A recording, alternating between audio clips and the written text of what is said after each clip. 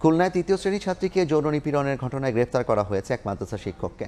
Police জানায়, বৃহস্পতিবার রাতে ভুক্তভোগী শিক্ষার্থী প্রাইভেট পড়তে যায় তার নিজ শিক্ষা প্রতিষ্ঠান শেখ আবু নাসের দাখিল মাদ্রাসার সুপারিনটেন্ডেন্ট মোহাম্মদ হাসিবুর রহমান হাসিবের বাসায়।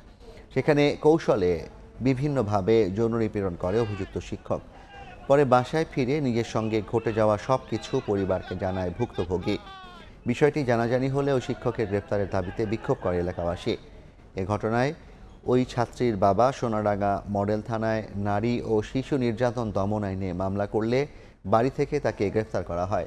প্রাথমিক জিজ্ঞাসাবাদে অভিযোগ স্বীকার করেছেন মাদ্রাসা শিক্ষক। স্টুডেন্ট কে শ্লীলতাহানির অভিযোগ আসে থানায় এবং আমরা ঘটনাস্থলে যাই। গিয়ে ঘটনার সত্যতা পেয়ে আমরা আসামিকে গ্রেপ্তার করি। থানায় তো মামলা হয় এবং আসামিকে বিজ্ঞ আদালতে প্রেরণ করি আমরা।